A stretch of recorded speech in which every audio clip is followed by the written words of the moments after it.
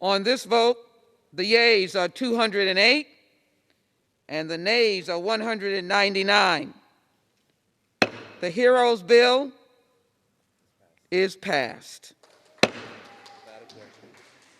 Without objection, the motion to reconsider is laid upon the table. For what purposes does the gentleman from Maryland, the majority leader, rise?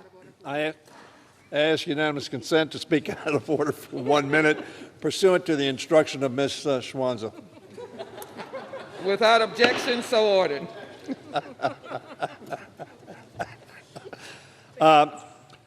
Madam Speaker, I'm going to be yielding to the Republican whip in just a second, but I will announce the schedule for the weeks to come. As we face the crisis of COVID-19 pandemic, the House must do its duty in full and do so in a way that contributes to the safety and welfare of our people, not in any way that harms it. I want to thank each member of the House for returning to D.C. today to vote on this important legislation. Madam Speaker, members are advised no votes are expected in the House next week.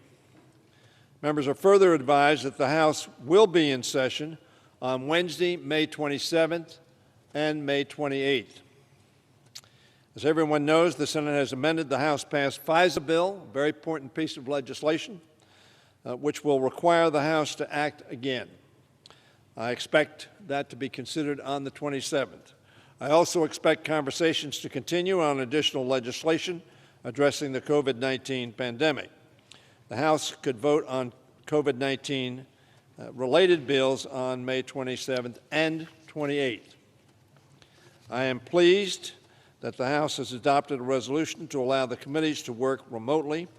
I look forward to getting our committees back up and running so they can begin having hearings and markups on critical legislation. Clearly, the House, as it moves forward, needs product. I've talked to the appropriators. I know that the WRDA bill is also a bill that we are looking at moving forward. The National Defense Authorization Act is a bill that we want to see marked up. I talked to Mr. Smith tonight. So hopefully we will be moving ahead, getting product, and we'll be considering that. We have adopted some rules, not only for committees, but for the floor, that will facilitate not only working on legislation, but also the safety of our members and staff. As the gentleman knows, we have a number of must-pass bills that I've just mentioned. I think I did not mention the surface transportation bill, but I did mention WRDA.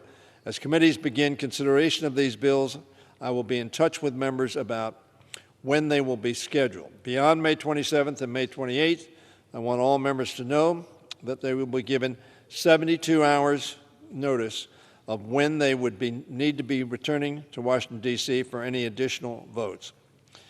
I would simply say one of the reasons that we are not meeting next week, we're going to give the staff, not only of the committees, but of the House, the opportunity to determine exactly how the new rules can be carried out, not in any way to adversely affect either our Republican side of the aisle or the Democratic side of the aisle, and to reflect accurately the votes of members, whether they are able to get to Washington during this pandemic or not.